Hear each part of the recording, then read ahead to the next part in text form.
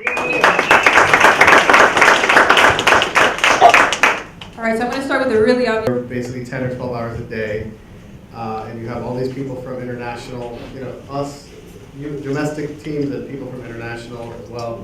So you get all these people in this confined space, and there's usually like at least one outbreak of flu. We call it the bot flu. And we never really figured out who's patient zero, but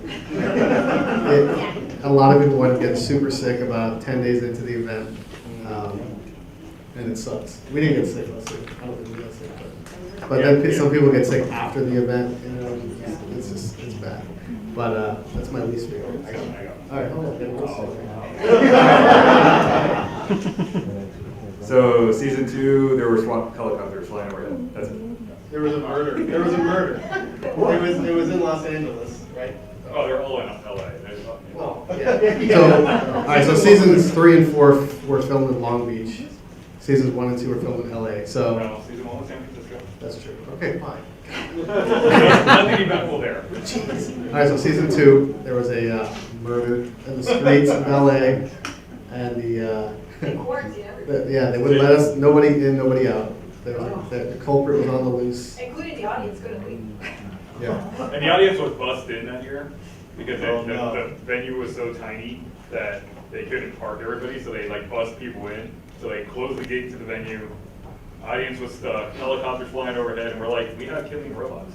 There's one dude with a gun that knew us. Which way did he go? We couldn't even access the food trucks because they were on the other side of the fence. So my story's not quite as eventful as your stories. But we started, our first season was season 1 of the reboot. So obviously we had all been watching the TV show in the Comedy Central days, which was like early 2000s, I think. So we kind of had our own heroes from the veteran builders. So in season 3, I actually got a chance to help Christian Carlberg program some speed controllers on his robot. He had, I think he's the most winningest BattleBot builder ever. I think he's won like 3 giant nuts. So for him to come up to any of us and ask us for help, we were like, I was like a fangirl moment. So that was really exciting for me. Probably my favorite story is not necessarily one from the pits, but this past season, I was delayed in actually going out to California. And if you've seen the online show, BattleBots Resurrection, you saw that after our first fight, we had a little bit of a struggle and had to kind of rebuild the robot from inside out.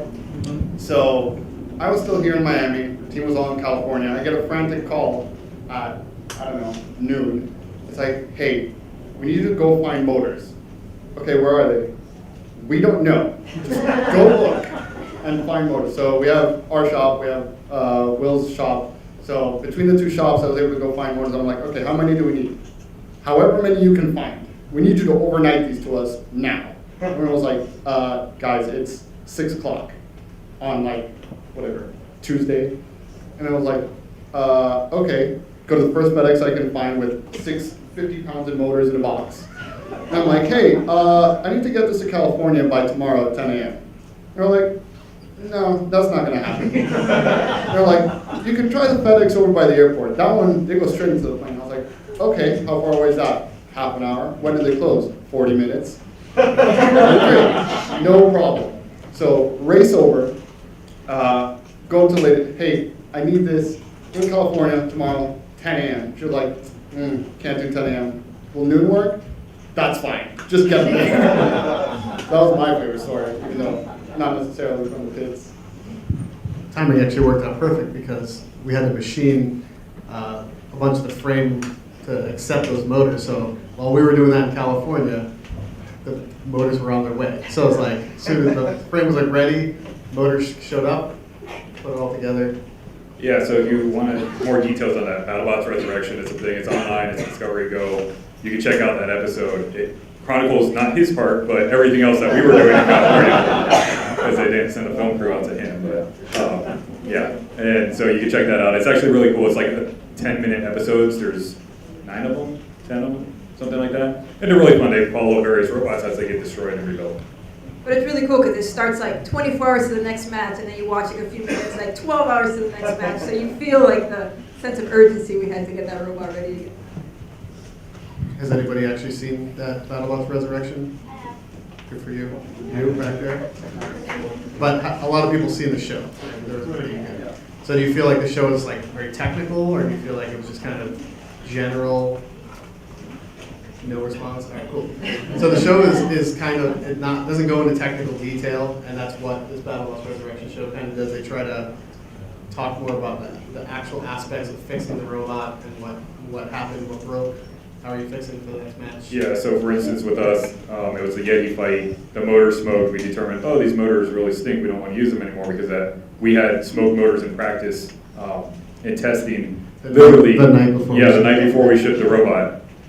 So we already had these motors smoke, and we thought it was a speed controller issue. So we thought we'd be fine. We lose. We're like, we got to swap the motors. The other motors are 2 inches longer, ish. So we had to physically take apart the frame, pull the rails out because the rails, there was physical material preventing us from putting the longer motors in, machine that out, reassemble, rewire, all those things. So that episode, the show, the BattleBots Resurrection, goes into the details. It follows us and has cool little graphics like, oh, I'm going to cut this little area out, and they do little dotted lines and stuff, and Mike's talking to the camera and stuff. It's cool. It's awesome. Okay. Too eventful. My favorite moment was when I ate a burger.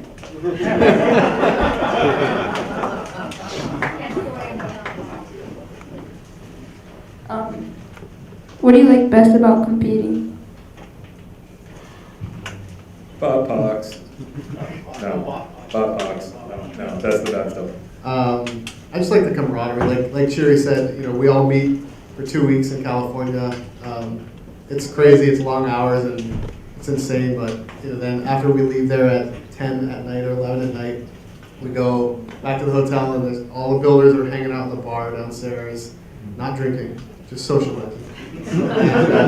and mixing drinking. And just hanging out and having a good time. And it's very like-minded people, and we're just having cool discussions about a lot of them are engineers, so people work in different fields, and it's just cool to get involved with people that are just like-minded, similar age, and we can have cool discussions about stuff.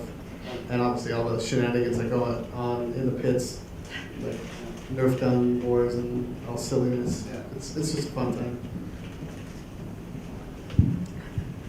Yeah, I agree. I mean, imagine we film for about 2 weeks. I think it's 2 weeks in a day. So we get not locked up in a warehouse, but essentially we're all in a warehouse with like 300 of the coolest robot builders you've ever met. And everybody's so technical and so awesome, so it's a lot of fun. But one of my favorite parts about this whole experience has been the fact that, like we said, we've been building robots for a decade, and it's been kind of this underground sport. And now we're getting a chance to share it with all of you and all of this new generation of kids that are growing up with BattleBots. And we have kids like David who are starting to build their own robots. So, all the kids are in this room. I hope you get started building robots a lot earlier than we did, and you're going to be way better than us by the time you get to our age. So, yeah. So that I love that part of it now. I just want to point out that the camaraderie is like a giant dysfunctional family reunion. It's that kind of camaraderie. Love, hate. Yeah, some of the builders don't get along with each other very well. We get together once a year and break each other's toys. Okay.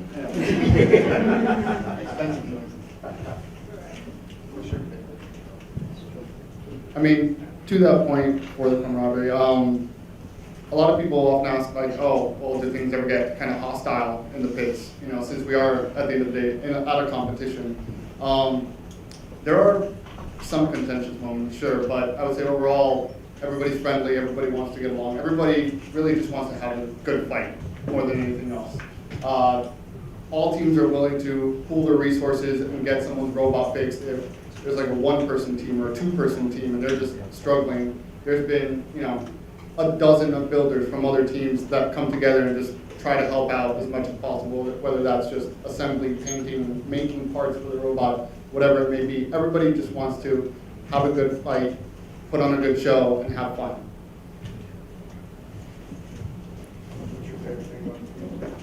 My favorite thing about competing is destroying robots that are better than mine. That's a real answer. fighting against a robot called Vegetable or something like that, and it was a salad bowl made out of titanium, and I somehow destroyed him. It's just this team that always makes random stuff, and I destroyed them. So I didn't expect that. Okay. What's your dream matchup? So in season 1, we got put up against Tombstone, and we broke his bar. I forget this guy, yeah, Alex. And we went up. In that moment, we flipped over, so we were stuck upside down, and we lost because we're stuck upside down.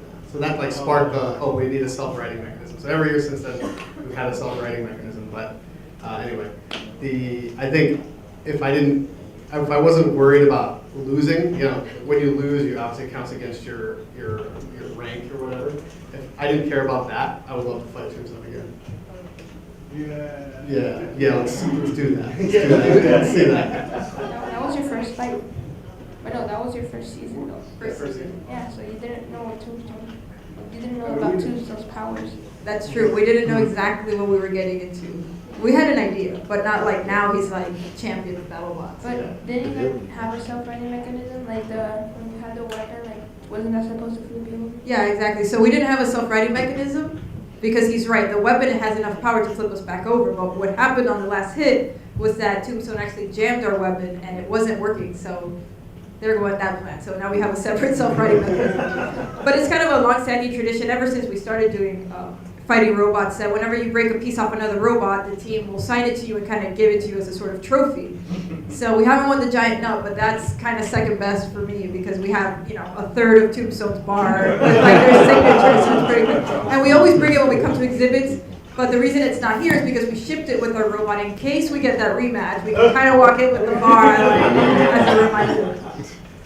So my matchup, again, all the favorite robots we want to fight are robots that we really respect, so it's tough matches. I wouldn't tell the production team this, so they wouldn't match us up against them. But they ask. They ask, yeah. Don't you want to fight? And I they write it down. Yeah. I have a lot of respect for Bronco. He has a lot of power. It's awesome. We have a really quick self-righting mechanism now, so I think we could take a lot of flips. But it would be trading punches back and forth. Yeah, I agree. So I think that would be awesome, but we'll see. It was actually our very first match on BattleBots ever, and we had no idea who Bronco was. So Bronco, if you don't know, they competed in the old show on Comedy Central, and they won a bunch of times. Team Inertial Labs, yeah. And they built a bunch of different pneumatic flippers, basically similar to Bronco. We're like, oh, those guys, they haven't built a robot in 20 years. They don't know what current technology is and whatever. And they beat us. It's so easy in the first match. But last season they really turned it up to level 12. I mean, I don't know if you guys saw could appreciate what Bronco could do last year. They were literally throwing robots 15 feet in the air, bouncing them off the wall. It was insane. So I don't want to fight Bronco. I will touch her. Did they, or is that the one that threw Tantrum's fist into the... No, that was Tombstone. That was Tombstone. Yeah, he hit it so hard it broke it off the robot and shot it across the area. And after that match, they were actually so afraid to take it out because that panel had all the wiring that they just did the finals with that still in there. No kidding. Oh, wow. My matchup would be against Hypershock.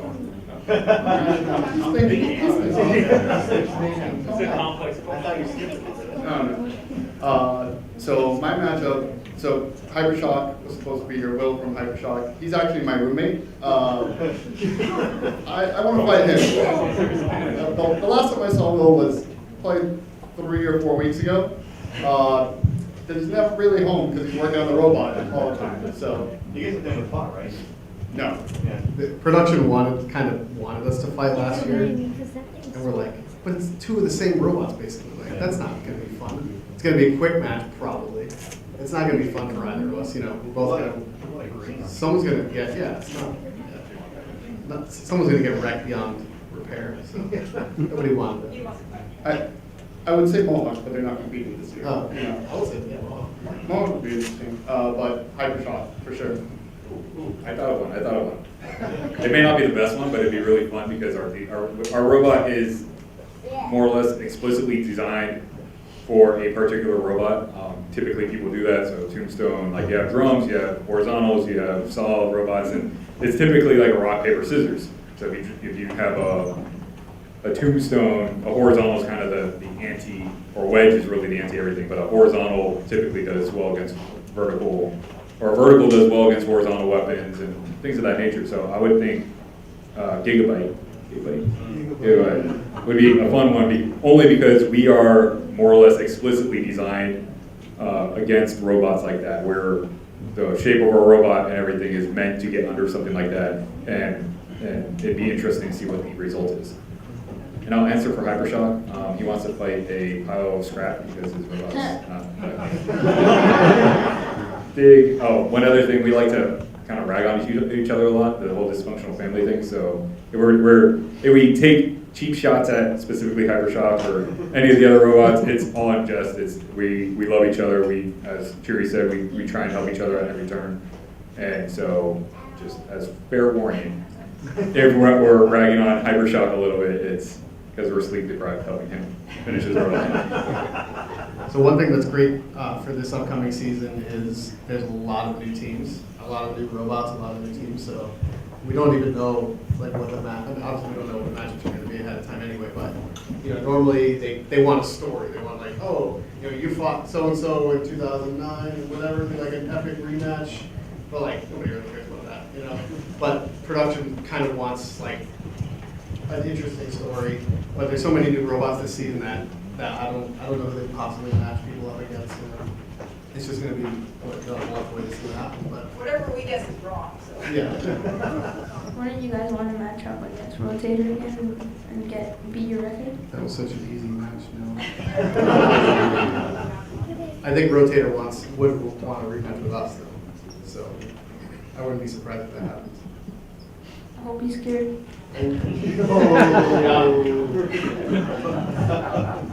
Who is your favorite BattleBot other than yourself?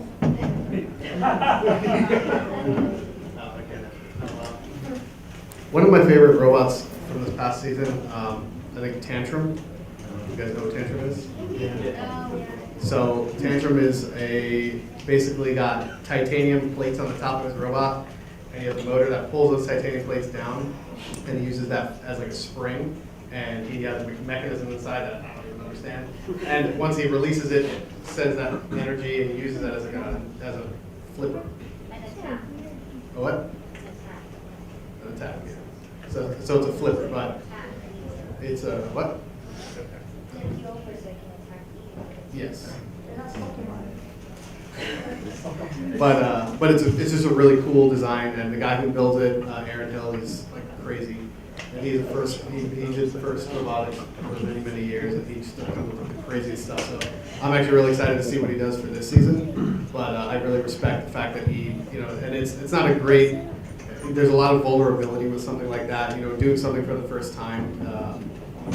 Definitely, we try to build a robot that's tried and true, almost like vertical spinner with beefy frame, beefy weapon. And he sends fists into the wall. And he sends fists into the wall. Yeah. So I really respect someone who's sort of trying to work outside the box and trying to come up with something cool. So I'd say Tantrum. Bronco. I already said this, but yeah, Bronco. I mean, there's just, like, their robot is so different from all of the other BattleBots, and the fact that they're throwing robots 12 feet in the air, like, I don't know, I can't get over that. That's pretty cool. I might just throw out Chomp, because if you look at the engineering side of it, from a purely design and engineering standpoint, it's an amazing robot. It has LiDAR, or LEDAR, it has autonomous functions, it has programming, it has gusseted framework and everything. It's a beautifully designed and machined robot. And yeah. That was my second. On the total opposite, I would say huge. When I first got there, I see this giant robot with big plastic wheels, and I'm like, nothing's gonna get destroyed. And everybody's like, no, they have smaller versions of huge, and apparently it's won like all sorts of tournaments and won like countless awards. And I'm like, no, there's no way. This thing's plastic. Sure enough, 4-0 later. Better record than us. Better record than us. They only had this one issue where they, split in half after a while, but that's fine. It was time. I don't know who to pick. And thank you for sharing your experiences with us. Does anybody have any questions? Raise your hand if you have. Wait, I'll bring the mic to you. So if you did get some questions, go ahead. How many robots do you guys have to build? Like for BattleBots, like for one competition? Okay. So the first season we only had one robot, and we've been making more spares since then. Last year we had 2 full robots, although the second one wasn't assembled, it was in parts. That was not enough robots. Like after fighting Minotaur, had we won and had to keep going, we would have started running into problems and having to start welding pieces together and trying to make it work. So this year we have 1 built robot and 2 full robots in parts. So hopefully that's enough.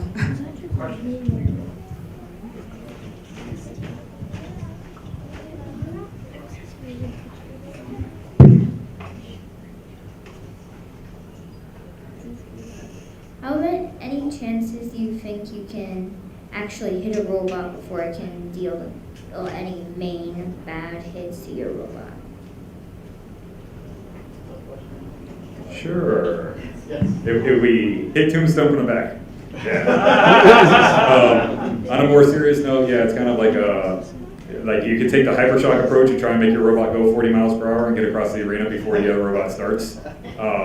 That hasn't quite worked out well for him, so we learned from his mistake, and we actually went with the design of let's just take the hit and survive it versus let's try and get there first.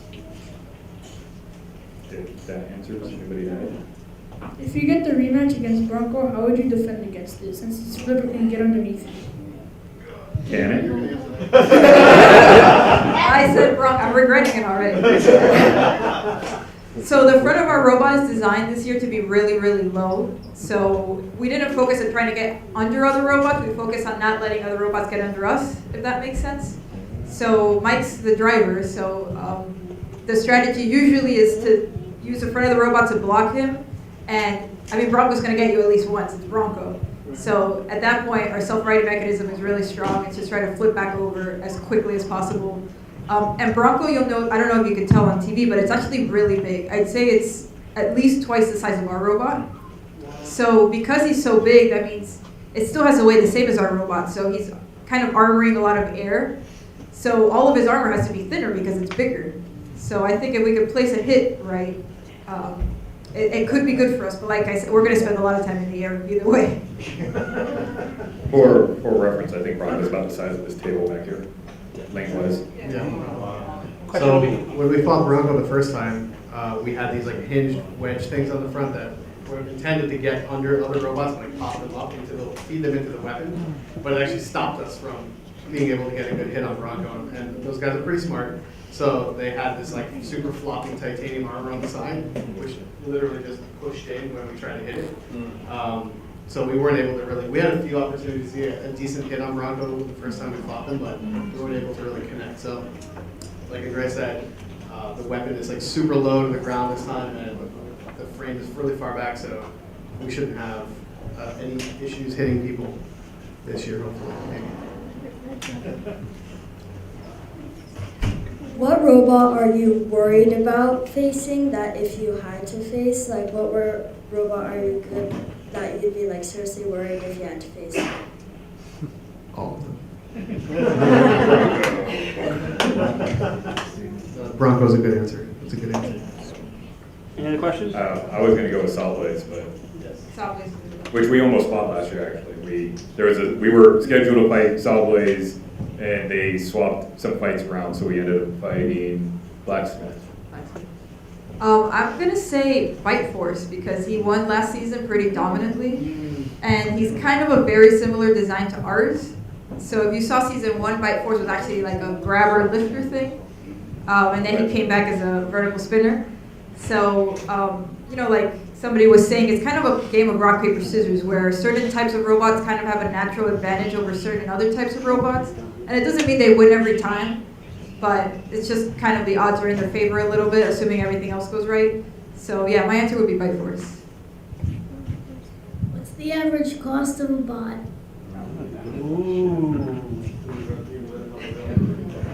So, Finance, answer the question. the cheapest, the cheapest robot that I've heard of is probably, 3,000.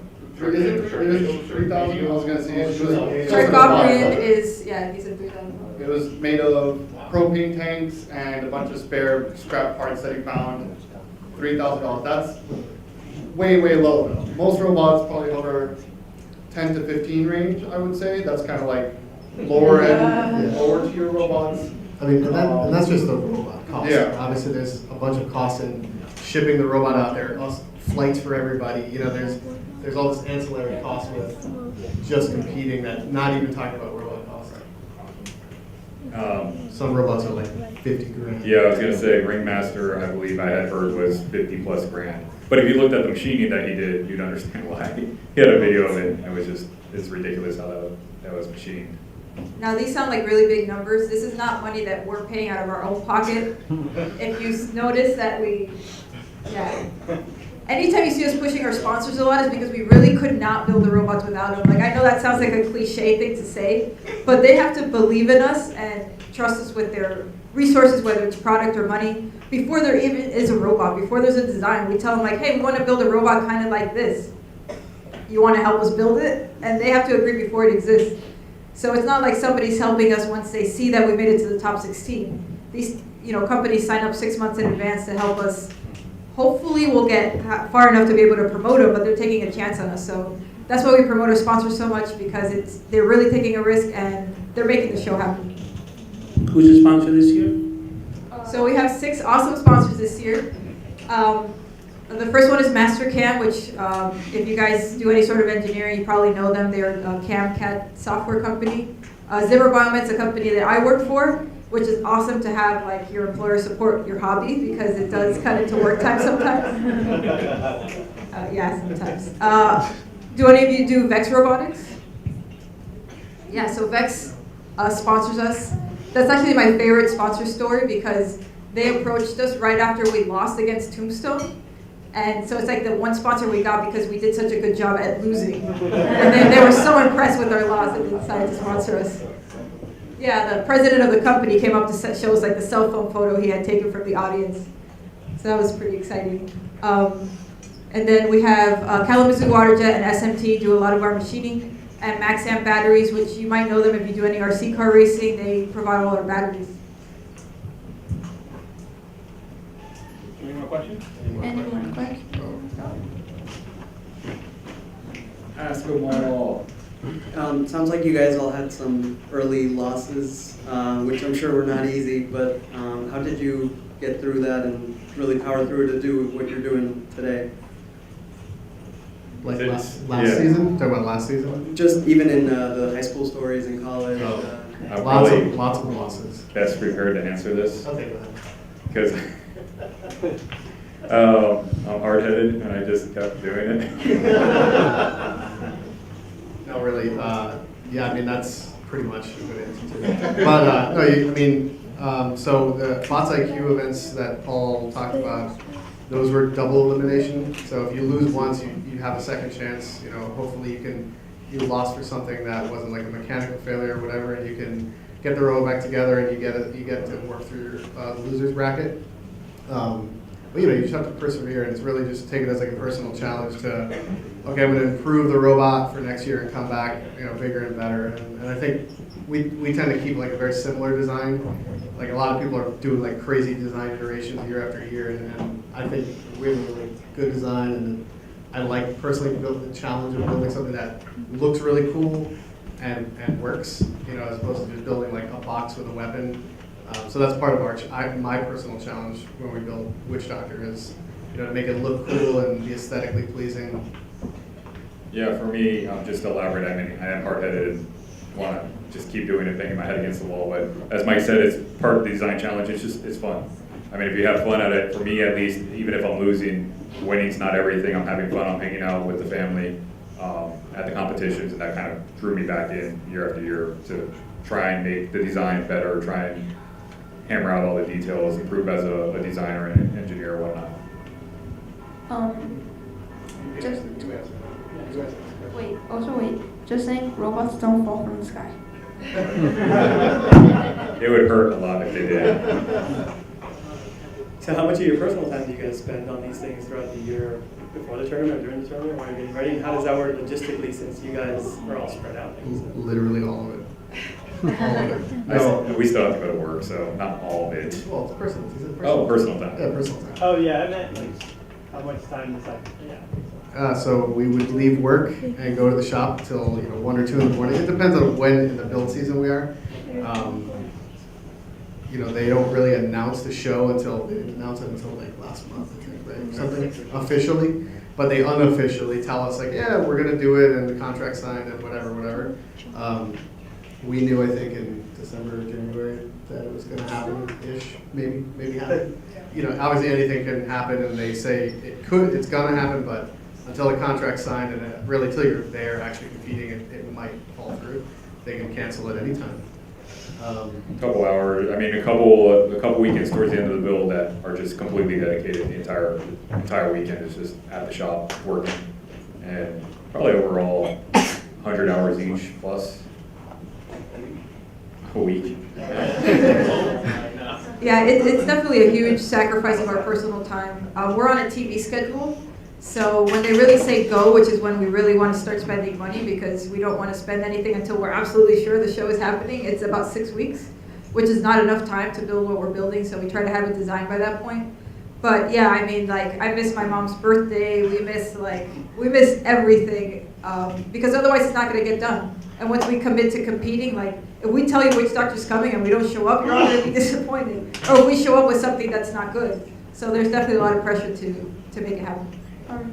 Also, when they're away and they're in BattleBots, I have to go 3 months without building a robot.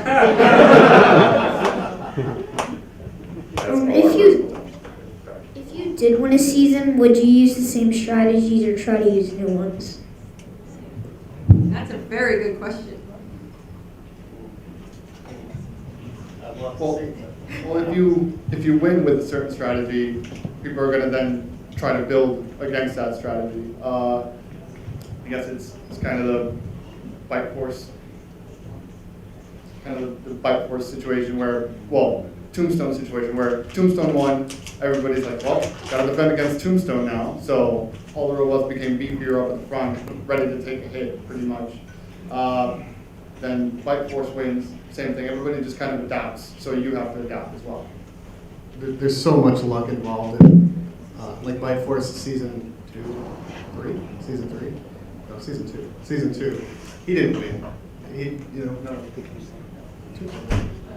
I'm saying Bite Force didn't win season 2. With almost the same robot. But the exact same robot he had in season 3. So it's just a lot of luck, and you get matched up against, and this is a single elimination tournament. So if you lose, you're out. You could have some weird thing happen and you lose, and then you're done. You could have a winning robot. I think a lot of teams have winning robots, but there's just so much stuff at play. So not quite relevant to that, but a quick story there pertaining to luck. We've actually seen one of the more interesting stories that I witnessed was Overhaul lost one of his fights last year, the year before. I think it was the year before. Long and the short of it is they had a set screw get jammed in the chain for one half of their drive train. So they could only pivot by the end of the match. So they got counted out, they lost the match. After the fact, they went and they opened up the robot and they see, hey, look, there's a set screw, which is a short little screw that doesn't have a head on it, jammed in physically inside the chain between the chain and the sprocket, preventing the chain from going around. Akin to sticking a stick in the spokes of a wheel. It's just not going to spin. It wasn't Overhaul's set screw. It didn't belong to the robot they were fighting against. It was in the arena from a prior fight, belonged to a different robot, somehow ended up in their chain against their sprocket during their fight. So that's the kind of luck, when we say there's luck in anything, kind of our mantra is once you close the door and lock the doors, anything can happen. You never know exactly what can happen. To the same effect, after our Minotaur fight, we had a bolt stuck in the hole in the back of our robot that was jammed in there in such a way that it took quite a bit of finagling to get it out of the hole, and I don't think it belonged to us or Minotaur. We still don't know whose bolt it was. They had to get, it's kind of sad to say this, they had to get rid of Shaman, and they had to build a new robot without Shaman, and it's kind of sad, because he's important. He shoots green fire. But he was horrible luck. Any more questions?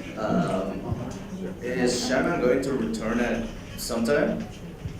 Shaman's spirit is with us always. Shaman's spirit is returning this year. And you will see what that means once you watch the show.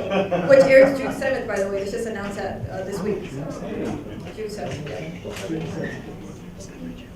So, really quick, I think you have a BattleBot in that box. Do you want to take it out? But it's partly destroyed. It was Awesome. destroyed Orlando last year. Oh, nice. Awesome. Well, vertical spinner. I like it already. It was inspired on, please don't get offended, but I inspired of Minotaur. No, the Minotaur team is really awesome. And right behind you, I see that you have a witch doctor toy in your hand. That's pretty cool. Any other questions? How much feedback do you get from industry, military, universities, and do you share your design ideas? We did get to do a presentation at the Kennedy Space Center on designing for redundancy. But we don't really, I don't think we've ever been approached by anybody like that to give us any feedback. We get a lot of feedback from fans on why we should guard our wheels. Negative. But no, we've never really had the opportunity to have those kind of conversations. You look like you got some feedback.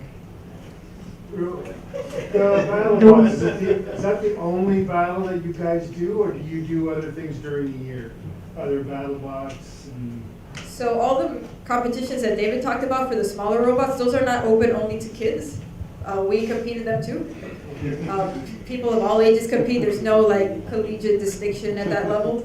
So I have a 1-pound robot called Alexander Hammerton. That's a hammer robot. And I have a 3-pound robot called Trilobiter. I have a poop emoji robot. I built it originally, then Paul took it over, and he went to Canada and competed. And did reasonably well. I did poorly. Reasonably well. It's a I think full-body spinner as a poop emoji should be. it's actually pretty competitive, kind of.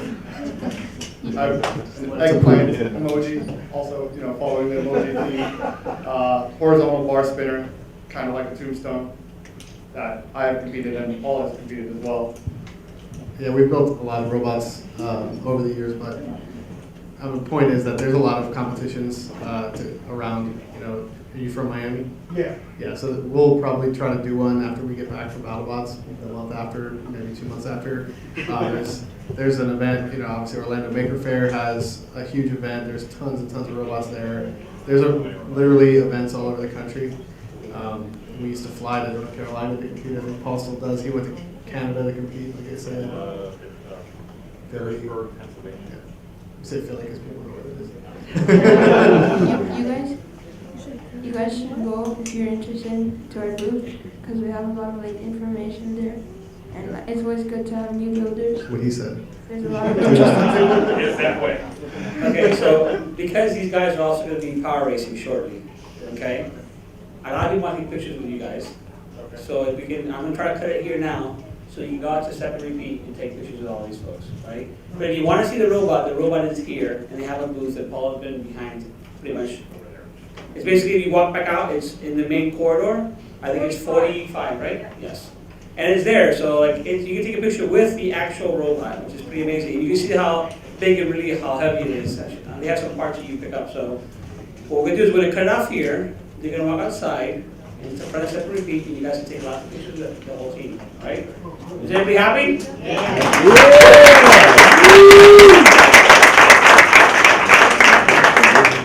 Thank you.